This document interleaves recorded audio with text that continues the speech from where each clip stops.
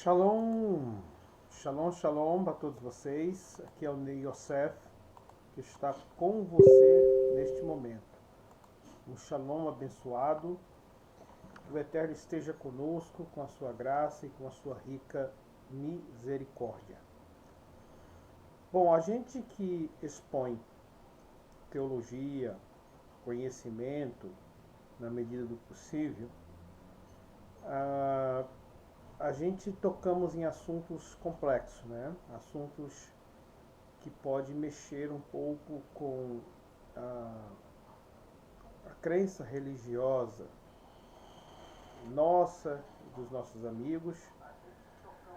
Mas o importante que eu vejo, que eu penso é o seguinte, que nós devemos tocar no assunto, falar tudo com amor, não com o objetivo de atacar as pessoas, de atacar a fé das pessoas e também tentar no máximo do possível esclarecer pontos que podem ajudar, né, alguns irmãos a entenderem, a discernir alguns assuntos. E eu acho de suma importância, né, falar disso para que alguns irmãos entendam. Há guerras de narrativas, né, guerras de narrativas são muito fortes.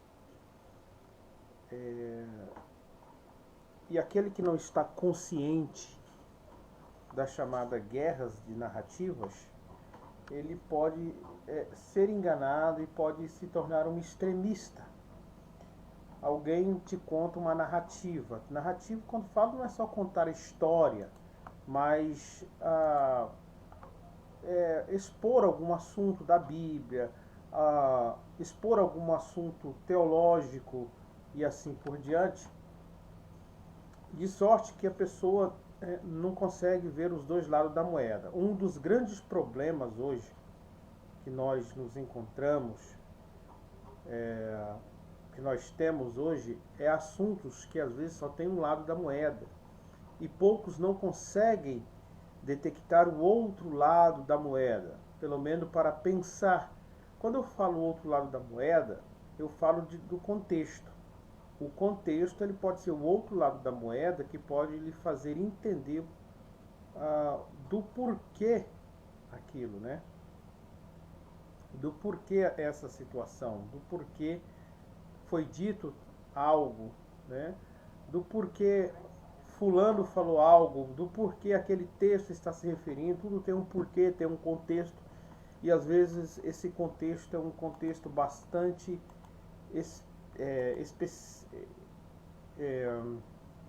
específico, né? Eu quero dizer, é um contexto bastante específico. E eu quero falar um pouco agora sobre o Talmud. O Talmud, em alguns aspectos do Talmud, desde já, para ser honesto com vocês, porque eu procuro ser honesto, tá? Eu não sou aquela pessoa que vou fazer comentário para puxar a minha linha, defender a minha linha, porque tem pessoas desonestas. Tá? Às vezes a apologética ela é desonesta. Tá? Por quê? Porque aquele que está fazendo uma apologética, por exemplo, a apologética é defender a sua fé e ao mesmo tempo atacar a outra fé. Então ele defende e contra-ataca. O grande problema é que às vezes essas defesas apologéticas, elas são desonestas. Elas são desonestas. A pessoa simplesmente ele quer defender o seu lado e ataca as outras, e não ataca o outro lado argumentativo e simplesmente não mostra contexto. Vamos lá, vamos falar um pouco do Talmud. Eu estou aqui com uma obra, eu vou até ver se eu colorei. Eu estou aqui com a obra. Essa obra aqui é Desmascarando o Talmud. É o que está o título. Desmascarando o Talmud. Aqui ele coloca algumas evidências do que o Talmud fala, do que o Talmud expõe. E eu sei que tem muita coisa a se tratar aqui, tá? Há muita coisa, alguns pontos do contexto precisa ser esclarecido. Mas vamos lá. Para mim ser honesto com você, primeiramente, o Talmud, ele não é um compêndio, uma obra de teologia sistemática. Tá? Ela não é uma teologia sistemática conforme você vê, né, hoje dentro do cunho acadêmico, as obras de teologia sistemática, né, que tenta sistematizar com um só pensamento a defesa ou a teologia a partir das escrituras. Então, na teologia sistemática, você não vai ver vários autores colocando suas interpretações ao léu, né? Ao léu. Um diz uma coisa, outro diz uma coisa. Então, tanto no livro de teologia sistemática, numa obra de teologia sistemática... Pera aí, gente.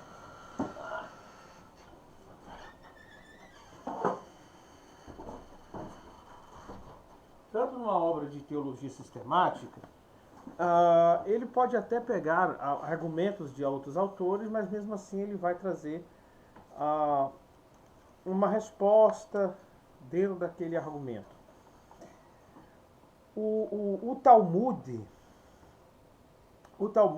ele é um livro de discussões rabínicas e não foi essas discussões, quando eu falo discussões, esses pensamentos, interpretações rabínicas, não foi cunhada, não foi registrada num só momento da história. Então nós temos aí palavras de rabinos até mesmo antes de Jesus, né, pelo menos o comentário do que ele disse.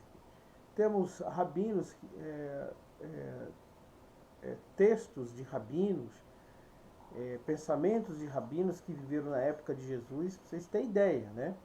Nós temos pensamentos rabínicos 300 anos ou 200 anos depois de Cristo, e temos pensamentos de rabinos da Idade Média, tá? Na Idade Média, e assim por diante.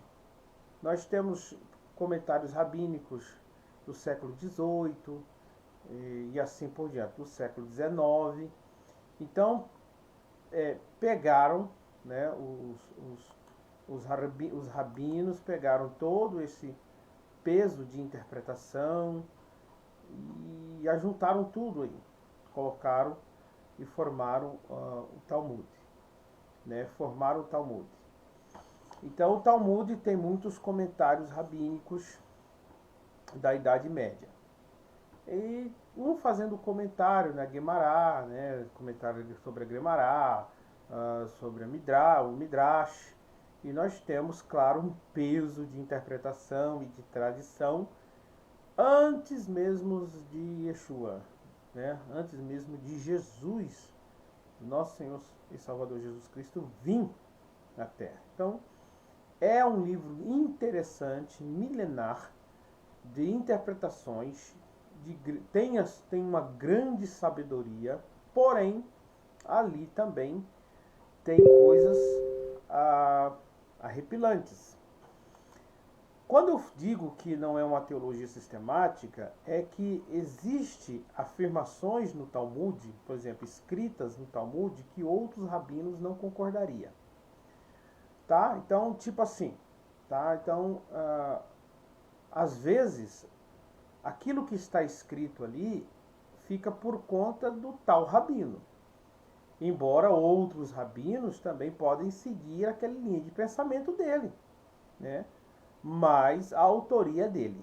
Então, por isso que o rabino, o Talmud coloca lá, e o rabino Yehudá disse, e o rabino Isaac disse, o rabino Akiva disse, o rabino fulano de tal disse. Então eles têm ali as fontes, têm os nomes de cada um, faz citação, são responsáveis por aquilo que disse. Agora, pensando no judaísmo, vamos lá.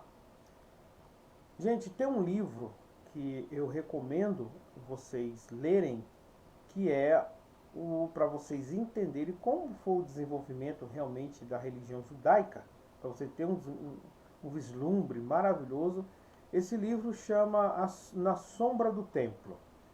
É um livro magnífico, é um best-seller. Ele é um livro que hoje está até difícil de encontrar, porque praticamente está se esgotando esse livro.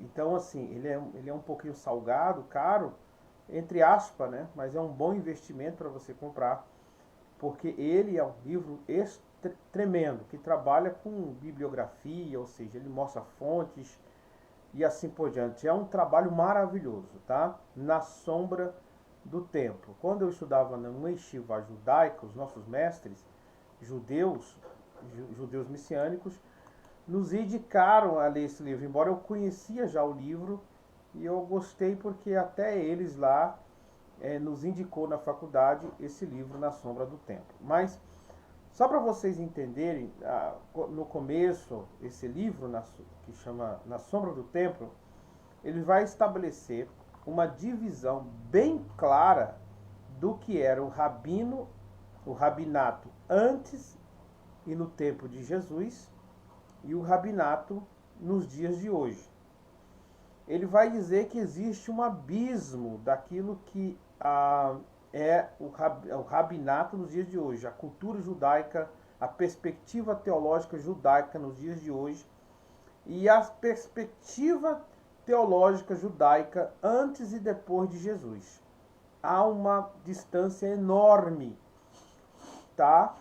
Então, por isso que eu falo, para a pessoa ter um entendimento sobre cultura judaica, ele precisa trabalhar, precisa ter esse livro aí, porque vai lhe oferecer realmente um apanhado histórico e profundo, tá, da religião judaica. Por que estou dizendo isso? Porque existem interpretações que hoje estão registradas no Talmud, e interpretações de rabinos, tradição e interpretação, que não é realmente o que a religião judaica falava, pensava ou pregava no tempo de Jesus. Então, por que é importante você entender isto? É importante você entender isto porque muitas pessoas hoje vê um rabino ensinando, porque ele é um rabino, porque ele fala da cultura judaica, mas essa pessoa não tem um mínimo de ideia, de conhecimento, que o que ele está expondo são novas interpretações, novas distorções da Idade Média para cá, ou do século XX para cá. Ou seja, não tem nada a ver com o que a teologia antes e no tempo de Jesus ali, o que se pensava sobre muitas questões doutrinárias das Escrituras. Então, assim, é necessário ler, porque eu fico olhando pessoas dizendo, a cultura judaica diz isso, a cultura judaica... Mas qual cultura judaica a pessoa está falando? O rabino disse, tá, mas esse rabino está em... essa pessoa está fundamentada em quê? Esse rabino está fundamentado em quê? Por isso que a construção de pensamento, eu fico olhando, muitas pessoas fazem muita construção, muitas vezes sem um cuidado acadêmico, histórico sobre o assunto. Simplesmente ele lê um artigo e diz que é aquilo. Temos que tomar cuidado, você tem que fazer uma construção histórica, entender as questões históricas e entender bons livros que vai falar, fazendo essa construção histórica com fontes, para você realmente fundamentar aquilo que você está expondo. Então, falando disso, quando se fala de cultura judaica, do tempo de Jesus, não tem nada a ver da cultura judaica do que você está vendo hoje. A cultura judaica que você está vendo hoje pode ter algumas coisas das raízes antigas? Claro que pode, mas nem tudo. Eu já falei muitas vezes aqui, mas muitas das vezes aqui, não foi uma nem duas vezes, sobre pontos de interpretações de textos que as pessoas se deixam levar e se enganar por interpretações rabínicas em nome da cultura judaica atual. Isaías 53, dizem que Isaías 53, a ideia do servo sofredor, apontando para o Mashiach, dizem que isso é uma interpretação exclusivamente inventada pelo cristianismo. E que eles dizem que isso, que os rabinos, eles dizem que a interpretação dos sábios nunca tiveram essa visão, essa interpretação, que Isaías 53 se referia ao Messias. Estava se referindo ao Messias, tá? Que viria. Então eles conseguem manipular, de sorte que eles conseguem arrancar o testemunho do Novo Testamento do coração de muitos. Não, mas isso aí foi uma interpretação inventada pelo cristianismo. Olha o que o rabino diz. Aí eles vão lá no Talmud, vão lá no, sei lá, vão em alguns textos, tá, mostrando um lado da moeda, e a pessoa diz, está vendo aqui, ó, isso aqui está se referindo simplesmente ao sofrimento do povo de Israel. Só isto, né? E aí eles conseguem arrancar do coração da pessoa o testemunho do Filho de Deus. A profecia que está se referindo à redenção que o Filho de Deus nos deu. Então isso é muito perigoso. Você precisa ter muito cuidado com as questões judaicas. Por isso que é necessário eu tocar nesse assunto, porque tem muita gente que se deixou levar pelo judaísmo. E tem algumas coisas aqui, irmão, tão fortes sobre o judaísmo que pode ferir alguns irmãos, né? Pode ferir alguns irmãos. Mas vamos lá. Nesse texto aqui que eu acabei de colocar aqui, nós vamos mostrar alguns pontos do que o Talmud fala. Muitas coisas, tá? Vamos lá. Vamos ver o que o Talmud depois, é óbvio, preste atenção, é óbvio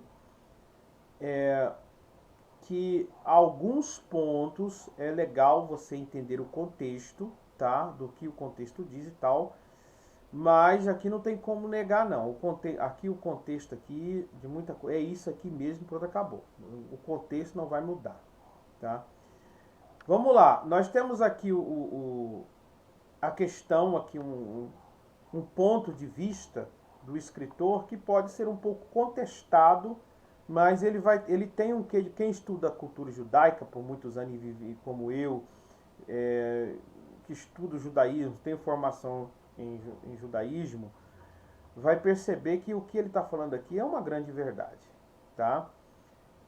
Veja só, este livro é o seu código religioso e social com prescrições rigorosas, a qual confere os rabinos, seus únicos intérpretes e autoridade superior a Moisés e os profetas. Parece um absurdo isso aqui que você está falando, né? Mas nós temos aqui grandes discussões sobre essa parte aqui, algumas discussões sobre essa parte aqui, muitas obras de insinuações rabínicas, tá? Insinuações rabínicas que as palavras deles realmente, dependendo do contexto, ele tem mais autoridade que Moshe. Então, isso aqui tem um pingo de lógica, tá bom? Vamos lá. Filho meu, ordena o Talmud, atende às palavras dos rabinos do que as leis. Está aqui. Então, a palavra do rabino, ele tem uma forte, ou seja, eles abirrogam para si uma autoridade, né, semelhante àquilo que muitas pessoas que saem, né, porque muitas pessoas saem do cristianismo dizendo, olha, os pastores que manda no povo, os pastores que não sei o que, também dentro do rabinato é a mesma coisa, tá? O Talmud formou a nação judia depois da diáspora, moldou-lhe a alma e criou a raça. Bernard Lazare, autor judeu, na sua obra, em inglês eu não entendo muito, li, não sei o que, e Jean-Paul Paris. Eu acho que esse aqui nem em inglês, né? Antissemitismo, antissemita. Isso aqui é o antissemitismo, né? Está falando na sua obra Antissemitismo. É preciso ler e estudar o Talmud para compreender o sionismo internacional e o orgulho com que os judeus se consideram os donos do mundo e o poder que possuem para controlar as finanças e os meios de comunicação a nível mundial. Tá? Então, personificação da maneira de ser, forma odiosa de racismo e tal. Então aqui tem alguns enunciados, algumas afirmações que parecem ser absurdas, mas tudo tem fundamento no Talmud. Tá? Os ensinamentos do Talmud a respeito dos cristãos. Vejamos a opinião dos judeus e os seus rabinos a respeito dos cristãos. Os cristãos para o judaísmo são idólatras, a pior classe de gente, muito pior do que os turcos, criminosos, fornicadores, animais impuros, imundos, indignos de serem chamados de homens, besta em forma humana, vaca, burro, cachorro, ou pior que cachorro, de origem diabólica. Suas almas pertencem ao demônio, que voltam para o demônio após a morte, e que o corpo de um cristão morto não é diferente de um animal. Então nós temos isso aqui, nós temos todas essas afirmações aqui contra o cristão, ou seja, que revelam um grande ódio contra o cristianismo, um grande ódio. Lembra que eu falei de contexto?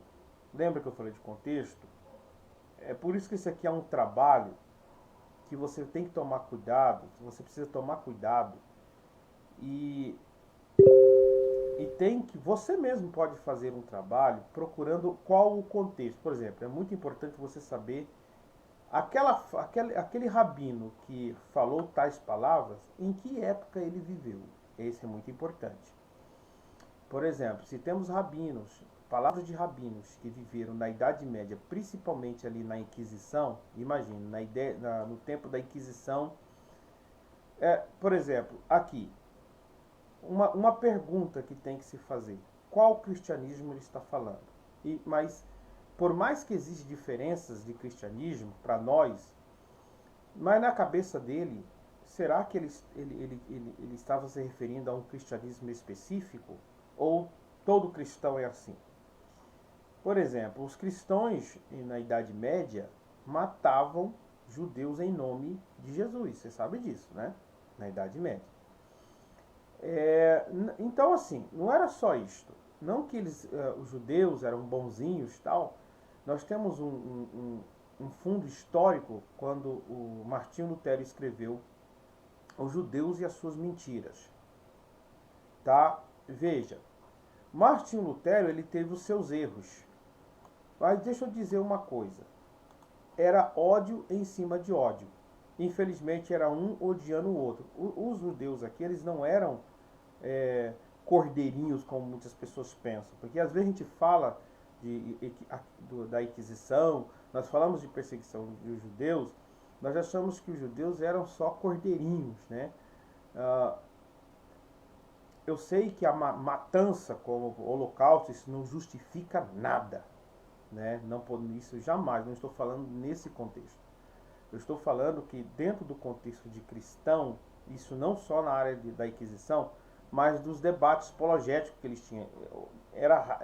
Tanto os judeus e os cristãos, não todos os cristãos, nutriam ódio.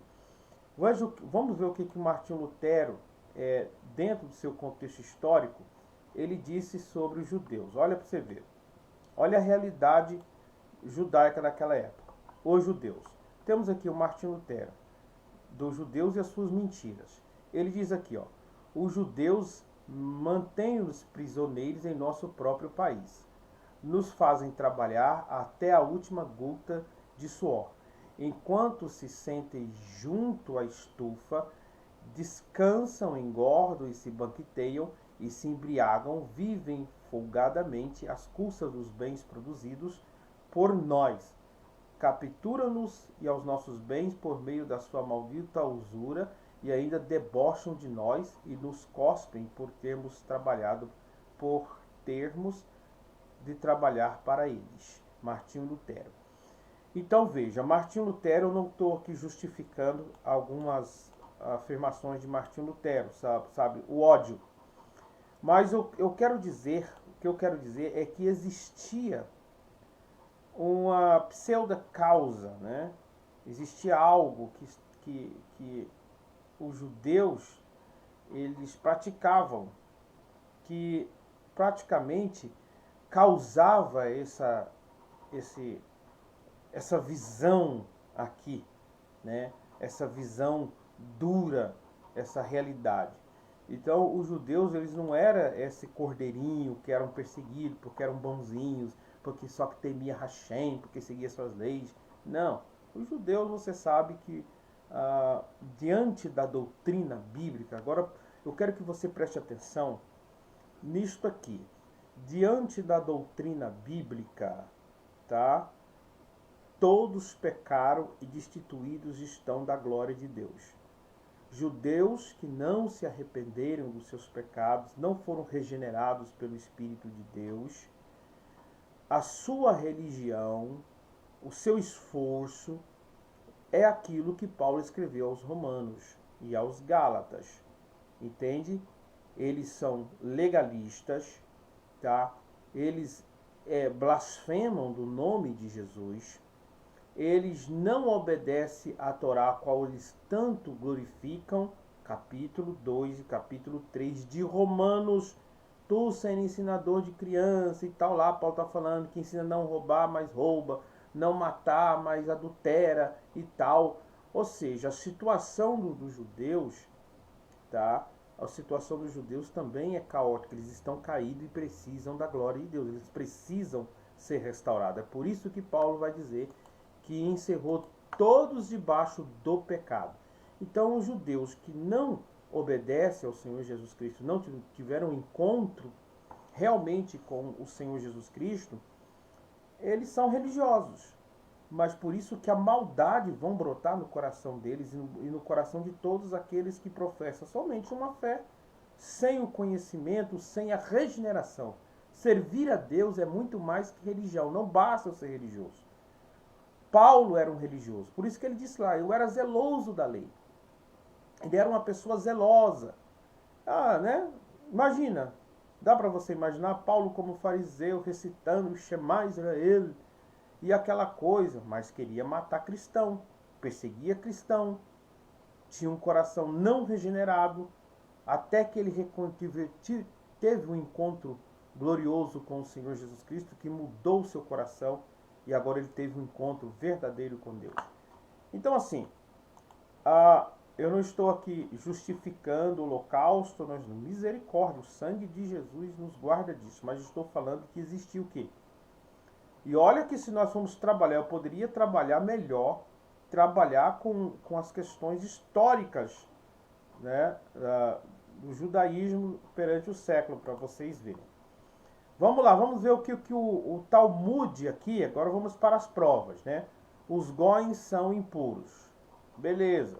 O Talmud dá duas razões pela qual os goins, meus queridos, são aqueles que não são judeus, simplesmente isso. Seriam impuros, porque se alimenta de coisas impuras e porque não teriam sido lavados e purificados no Monte Sinai. Esse texto aqui, essa argumentação aqui, eu não tenho nada contra, né? Não tenho nada contra. Realmente, quando Deus deu o Talmud para ele, Deus deu a Torá, deu prescrições para eles terem o quê? Uma pureza na alimentação, no vestir, deu as leis, então é óbvio que a visão deles, dos goins, principalmente os que cambeiam, principalmente na época que a idolatria, né, era de uma forma exacerbada, até hoje eles viam os goins realmente, era normal ver os goins numa situação, vamos colocar assim, pecadora. Nós temos aqui no Rabat, né, 145b, diz assim, pode-se ler, por que são impuros os goim, né, os não-judeus? porque não estavam presentes no Monte Sinai. Porque quando a serpente se introduziu dentro de Eva, transmitiu-lhe a sua impureza. Porém, os judeus foram purificados disso quando estiveram no Monte Sinai. Porém, os Goim, que não estavam no Monte Sinai, não foram purificados. Então, houve uma impureza, segundo esse texto. Eu também não tiro, esse texto aqui para mim também não tem muita problema não. Ele parece ter aparentemente, né, ele tem um quê de lógica, né? Que é o pecado, a natureza do pecado, né? Satanás introduziu a natureza do pecado, que eles chamam de impureza, e assim por diante. Vale a pena destacar que as seguintes coisas impuras que aparecem no comentário sobre Shulchan Aruch, intitulado por Biur Hetib: uma mulher deve lavar-se novamente ao sair do banho, se ver qualquer coisa impura, como um cachorro, um burro, ou o povo da terra, um cristão, que é um acum. Acum quer dizer um pagão. Então, um cristão para eles é um pagão. Um camelo, um porco, um cavalo e um leproso. Agora, aqui já temos algum problema, né, nessa afirmação. Aqui, para eles, um cristão, para eles, é comparado como um cachorro, burro, né, um camelo, um porco, um cavalo e um leproso. Agora aqui, observe, né? Isso é perigoso, são comentários perigosos. Então, aqui os cristãos, que eles chamam de pagão, né? Então, são parte que o Shulchan Aruch é o livro de regras, de andar, de ética, vou colocar assim, de ética, extraído, né? Que nós chamamos a Alahá. Então, aqui, dentro do comentário do Shulchan Aruch, isso é bastante complicado, porque é daqui que eles tiram suas regras de condutas, de éticas. Então, é muito perigoso esse tipo de comentários. São animais e não homens. No tratado Makot, né, 7b, se afirma que é culpado aquele que mata, com exceção aquele que tentar matar um animal, matar por engano um homem ou tentar matar um goi, mata um israelita. Se afirma que é culpado aquele que mata, com exceção daquele que tenta matar animal, mata por um engano um homem ou tentar matar um goi, mata um israelita.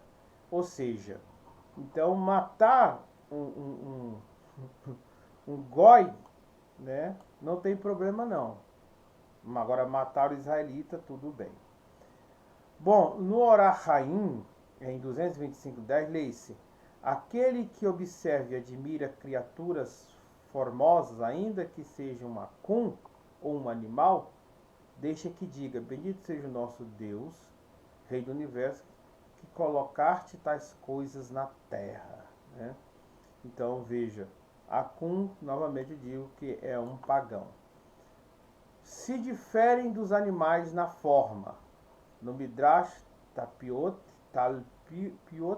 em 225d, lê-se assim: Deus lhe deu uma forma de homem para a glória de Israel, porém o acum, o pagão, que seria o cristão, né, também, forma criados com o único fim de servi-lo. Servi-lo quem? Aos judeus.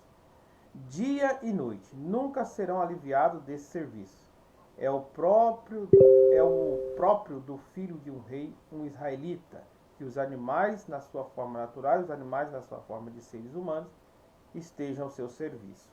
Então, novamente, um cristão, um goim, segundo esse texto aqui, tem que servir, foram criados para servir, estar debaixo dos pés dos judeus. Então, isso aqui não é para você desacreditar, de você se decepcionar com o Talmud.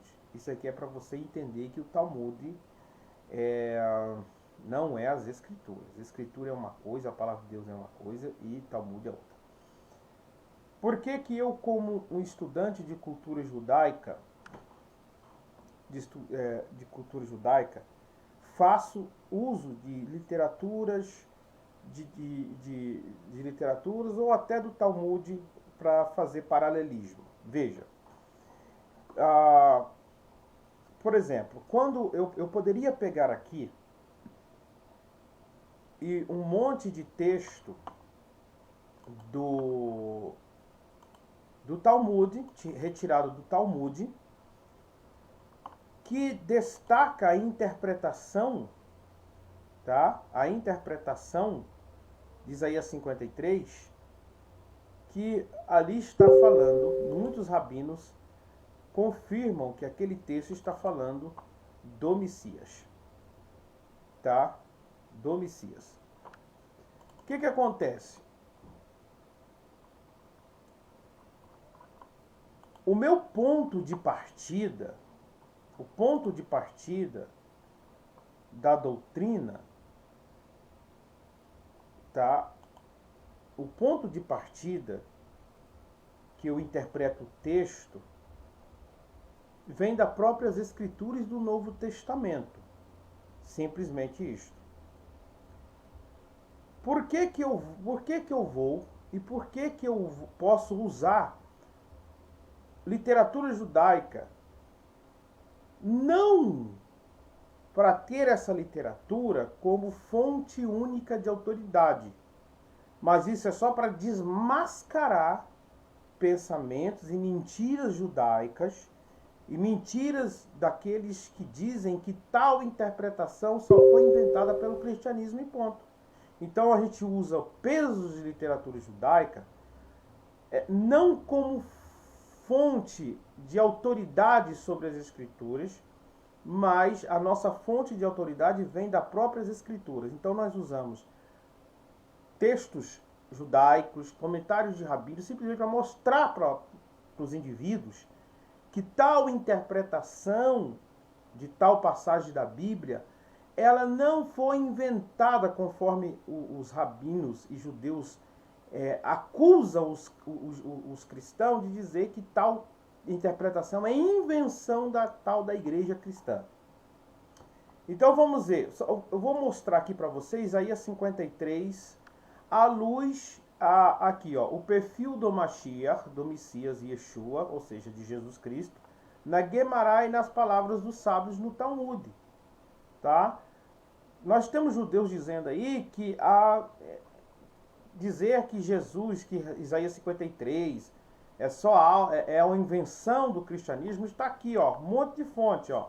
Rabino Moshe Aushlicher, em 1508 a 1600 diz: nossos sábios rabinos, com uma só voz, aceitam e afirmam em comum opinião que o profeta, aqui estamos falando de Isaías 53, o profeta discursa sobre o Messias e nós devemos aderir ao mesmo ponto de vista. Então aqui é claro que ele está falando de Isaías 53. Tá? Todos esses comentários aqui é sobre Isaías 53, que está falando que o servo sofredor ali, que vai tirar o pecado do povo de Israel, está falando do Messias. Por exemplo, nós temos o Abravanel, de 1437 e 1508 diz: Esta é também a opinião dos nossos próprios homens instruídos na maioria dos seus midrashim, discursos rabínicos. Aqui ele está falando que essa é a interpretação, ou seja, que Isaías 53 está se referindo-se ao Messias.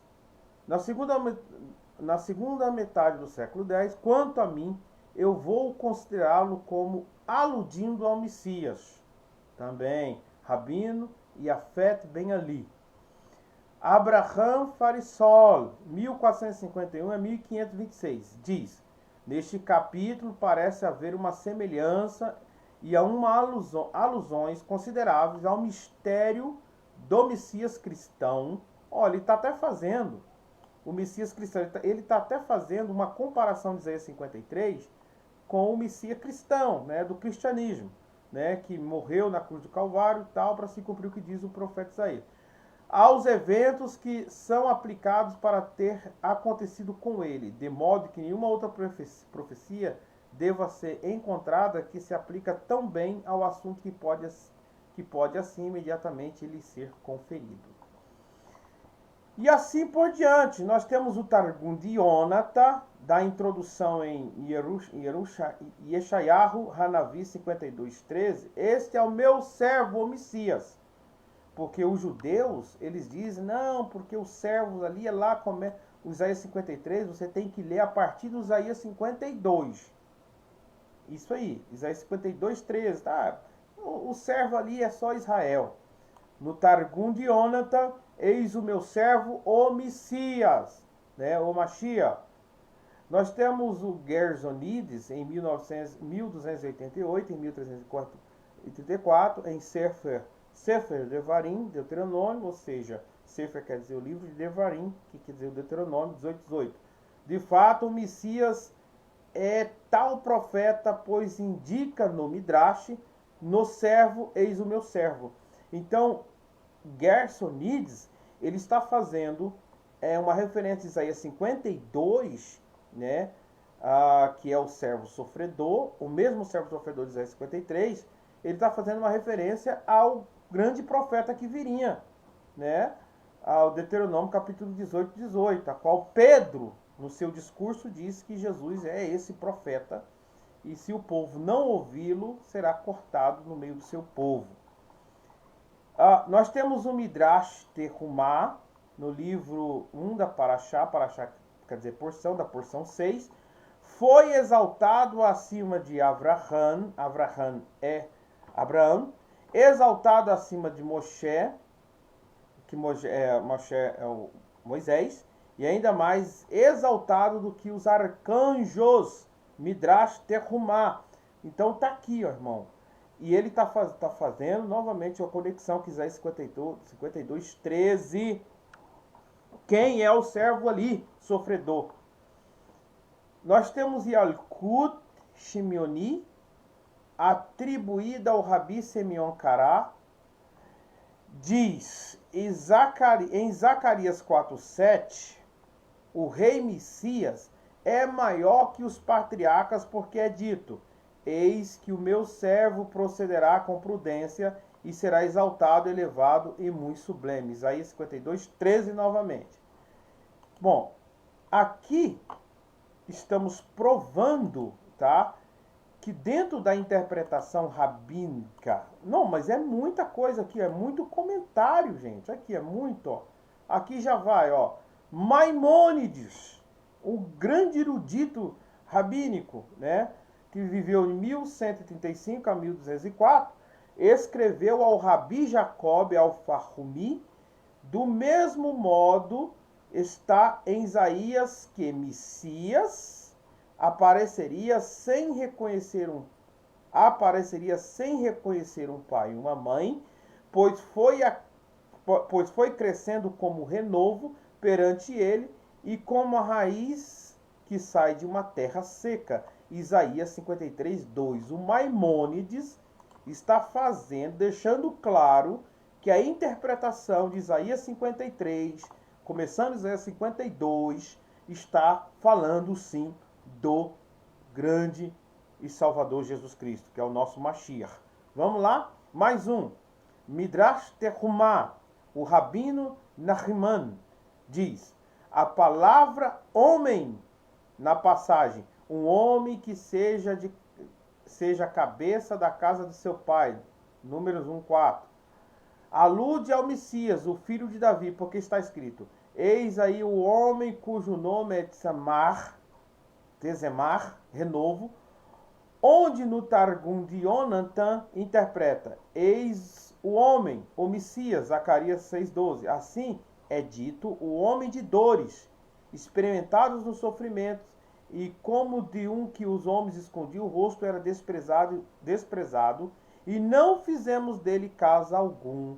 Isaías 53. Então, todo esse contexto do Rabin fazendo essas interpretações, do Rabino Nachman, ele está se referindo que Isaías 53 está se referindo ao Mashiach. Talmud Bavali, ou seja, Talmud de Babilônia, Tratado Sanhedrin, 98b. Messias, qual é o seu nome? Os rabinos dizem, leproso. O leproso aqui, irmão, é um símbolo para o pecado, tá? É um símbolo do pecado.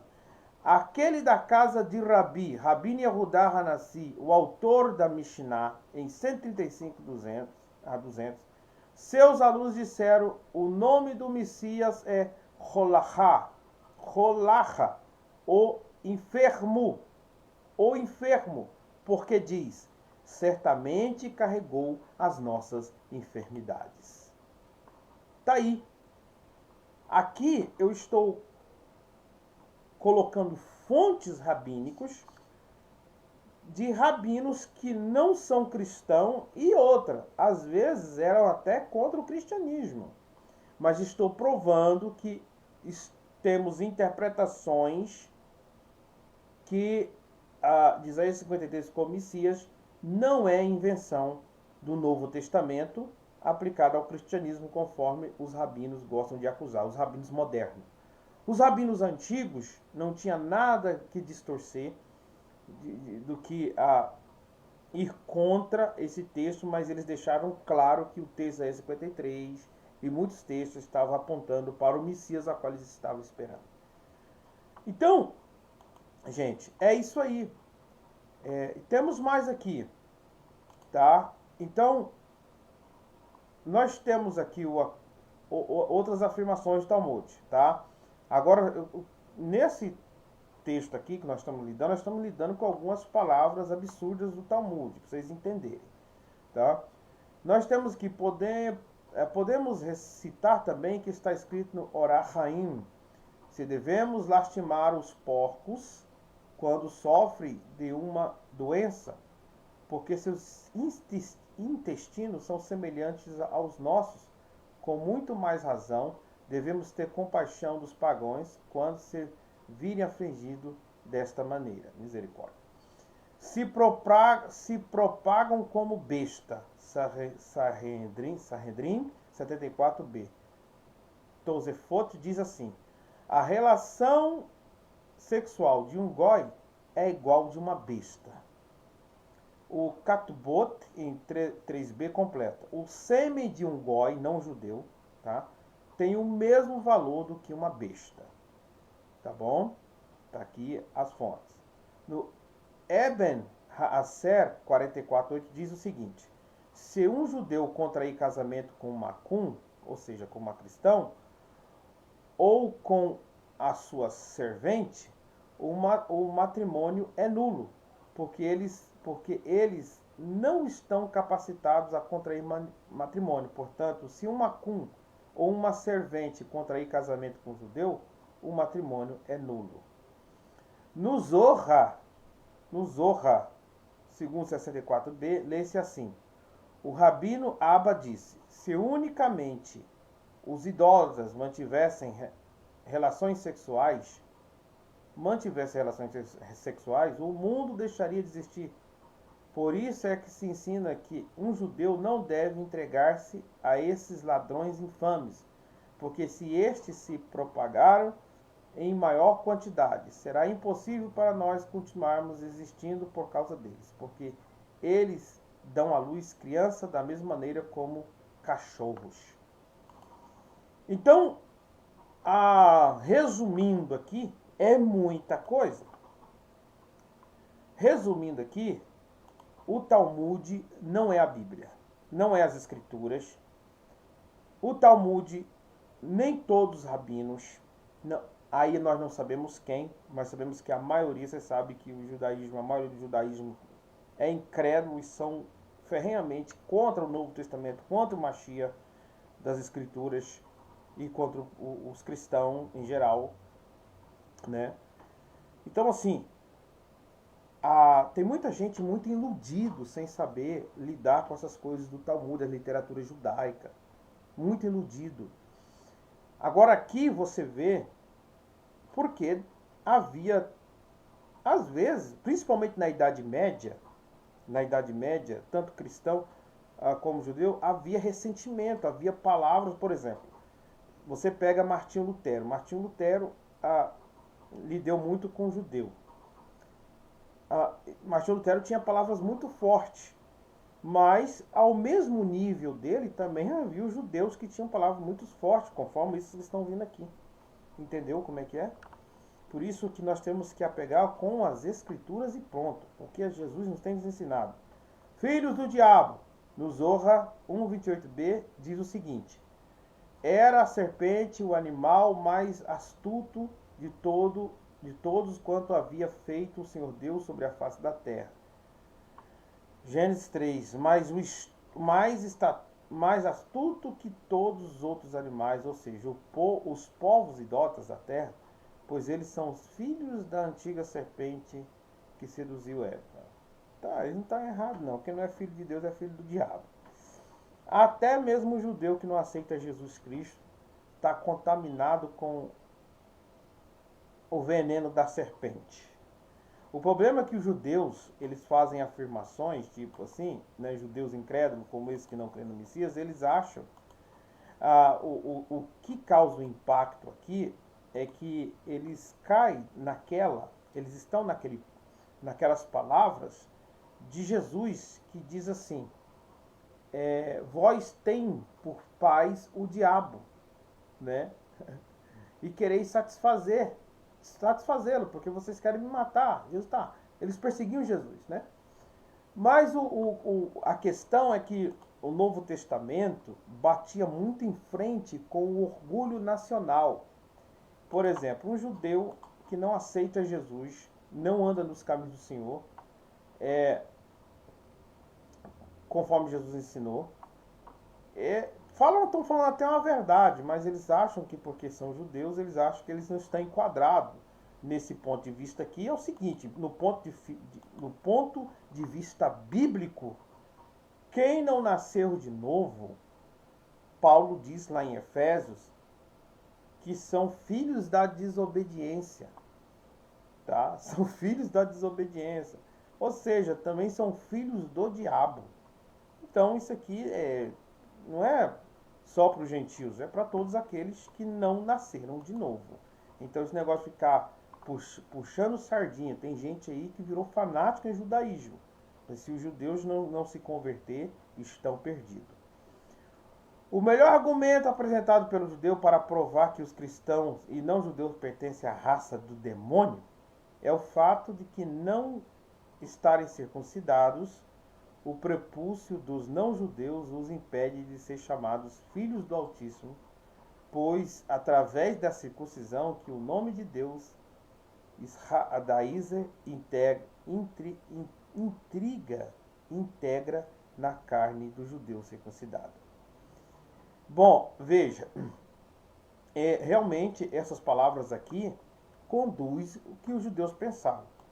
No tempo dos apóstolos, os apóstolos tiveram problema com os judeus que queriam obrigar os goim a ter um pacto, a fazer circuncisão.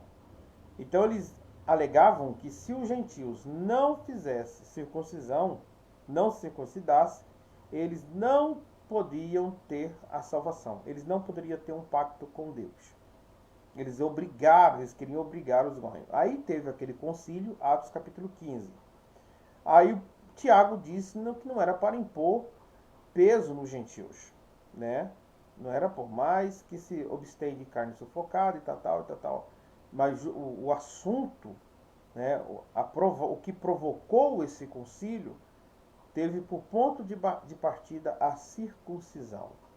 Então, eles queriam circuncidar. E Paulo teve muito problema com as questões da circuncisão. Então, ele teve que refutar, ele teve que mostrar o verdadeiro ensino bíblico, começando da Torá, sobre a questão de circuncisão para gentios e judeus, quais são as diferenças e assim por diante.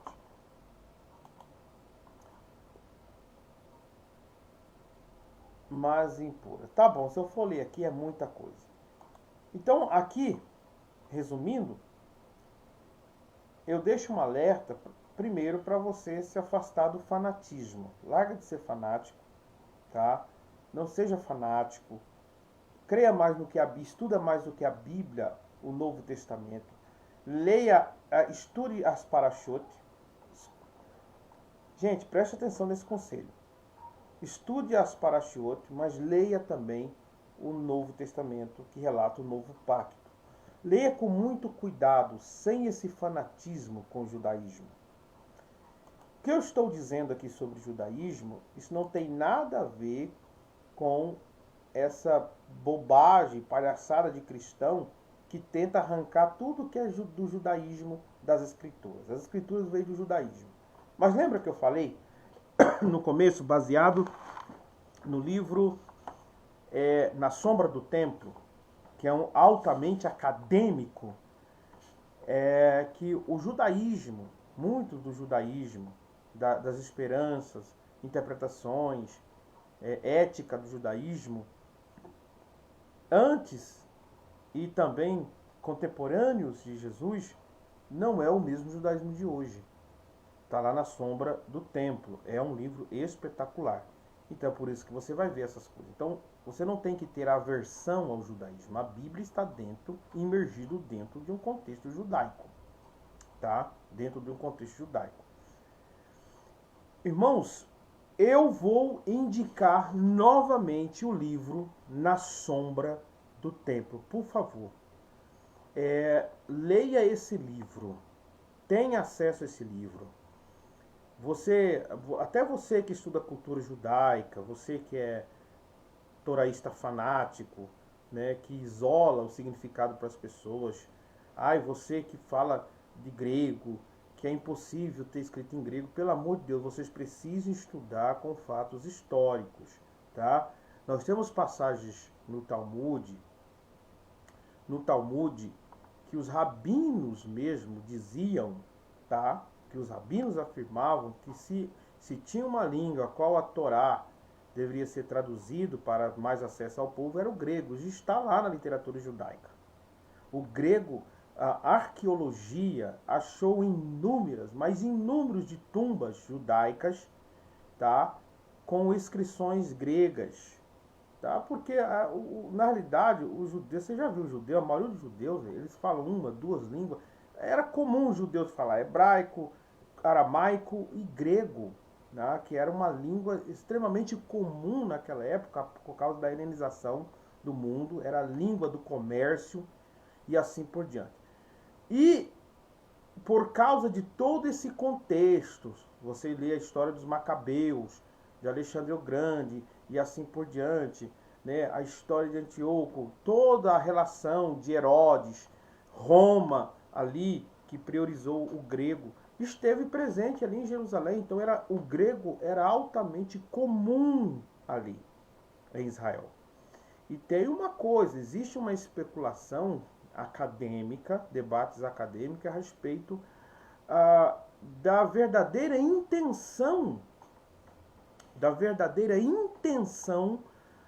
dos judeus fazer uma tradução do hebraico para o grego, que é a versão dos 70, que é a Septaginta, né? Chamamos de Septaginta, né? Eu gosto de falar Septaginta, você quer que é uma palavra grega, então fala Ginta. A Septaginta, tá? Qual é a intenção? Nós temos todas essas narrativas, porque houve lá os 70 anciãos tal, mas levanta-se a objeção que uma das grandes hipóteses da intenção judaica de fazer essa tradução é para propagação, para a obra missionária judaica. Eles eram missionários, viu, gente? O judaísmo. Alguns pensam que o judaísmo era só uma religião fechada, que não tinha assim, proselitismo era o que mais tinha. Então, levanta-se a hipótese que um dos fatos de houver essa tradução do hebraico para o grego, chamado Septaginta, é exatamente para propagação, para facilitar, para que a Torá, para que a mensagem do Tanar fosse divulgada no meio do gentio, entre os meus gentios, no mundo helenista, principalmente judeus helenistas, Olha para vocês verem, tá? São hipóteses acadêmicas. Agora, gente, e muitas pessoas, por exemplo, caem eles entram no mundinho judaico, isolando tudo. Ai, porque o grego é do diabo. Pelo amor de Deus, é muita ignorância. É muita ignorância as pessoas chegarem a esse ponto. Sem conhecimento, sem ler, não constrói linhas de pensamentos balizados. Aí eles ficam olhando aí uns caras que se diz toraísta, a Torá é não sei o que Torá, os caras ficam repetindo tanto Torá parecendo papagaio, que o Novo Testamento já não tem validade, começa a negar um monte de doutrina que está explicitamente dentro das Escrituras. Tome cuidado, tome muito cuidado. A respeito da ordem, né, eu vou jogar aqui alguns textos aqui, até debaixo aqui eu vou te mostrar fonte judaica, que naquela época, né, os judeus, os rabinos, mesmo diziam que o grego era uma língua apropriada para ser traduzido do hebraico para o grego. Para quê? Para facilitar para mais pessoas o entendimento das Escrituras. Meus queridos, que o Eterno vos abençoe e obrigado. Divulguem, curte e compartilhe aqui essa live, tá bom? Que o Eterno vos abençoe em nome de Yeshua HaMashiach. E fui, gente.